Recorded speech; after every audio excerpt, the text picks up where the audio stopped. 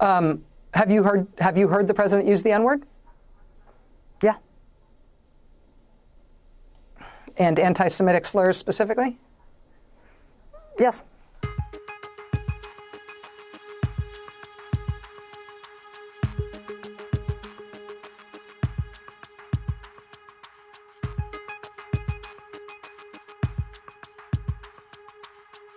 She's quoted you saying there was knee-jerk anti-Semitism, knee-jerk racism in your family.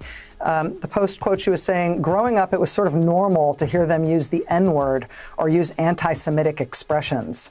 Or do you mean this was an ambient thing in your family, but you can't say that you ever heard it from him, or did you hear it from him too? Oh, yeah, of course I did. And I don't think that should surprise anybody, given how virulently racist he is today. I need to tell you, we did ask the White House tonight for a response to Mary Trump's claims that she has heard the president use anti-Semitic slurs and racial slurs, including specifically the N-word. The White House gave us this statement in response. They said, quote, "This is a book of falsehoods, plain and simple. The president doesn't use those words." To be clear, this claim that Mary Trump says she's heard the president use the N-word and other racist slurs and anti-Semitic slurs, that claim isn't actually from her book. It's just something she said in this interview. So them denouncing the book doesn't help.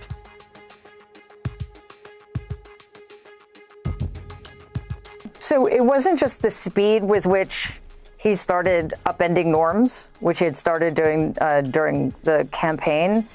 It was the number of people who lined up to help him in that endeavor, which has only grown longer and more egregious as time's gone on.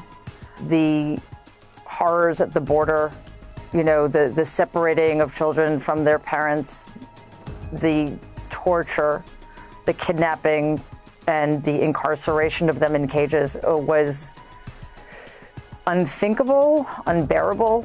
And when an opportunity presented itself to me to do something, I needed to take a leap.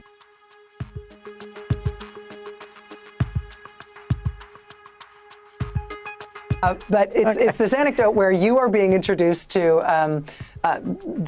not the president, but Donald Trump, your uncle at the time, is introducing you to Melania, his wife, who would go on to, of course, to become the first lady. It's on page 163. He introduces you to Mrs. Trump, and then he immediately tells Melania in front of you that you had a terrible drug problem that you have overcome, which is not true. And you correct him in the moment and say, "I've never done drugs in my life." And then you say this, you say, "He slid me a look and smiled. He was embellishing the story for effect, and he knew that I knew it. She was a total disaster," he said, smiling more broadly. One, it fits into his favorite narrative. The comeback is much more impressive if you're coming back from a really awful place in the gutter, like being a drug addict, instead of just like having a tough time in life. Just as with his comeback, it was the bankruptcies and the horrible economy, and he was really down for the count. So therefore, climbing the summit again was even more impressive, although, it's questionable whether that actually happened. So there's that. It's kind of framing the narrative in a way he prefers. It also makes him the savior, because remember, that story is told in the context of, and then I gave her a job. So he's sort of taking responsibility in part for my reclamation, if you will. But more than that, it really is a power play.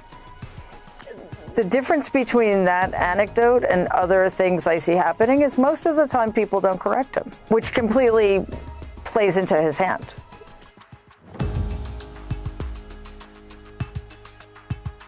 What do you think the consequences of another 4 years of a Donald Trump presidency would be? You write about that in the book as if you are genuinely fearful that a second term could be qualitatively more dangerous for the country than his first term was. Yeah, and I want to make something really clear. This is beyond partisanship. This is so beyond party. We need to be thinking about this as Americans. We need to be thinking about who we want to be as a people going forward.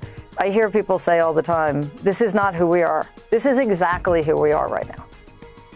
So continuing along this path, which is exactly what would happen if Donald were to be elected in 2020, would, I absolutely believe, be the end of the American experiment. I do not believe there's any coming back from this. There are too many enablers who are, for whatever reason, continuing to enable him.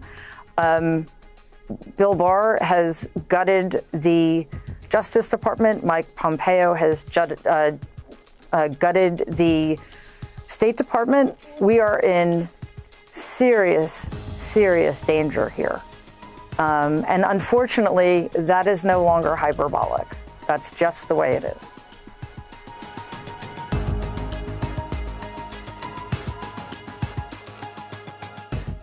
Hey there, I'm Chris Hayes from MSNBC. Thanks for watching MSNBC on YouTube. If you want to keep up to date with the videos we're putting out, you can click subscribe just below me or click over on this list to see lots of other great videos.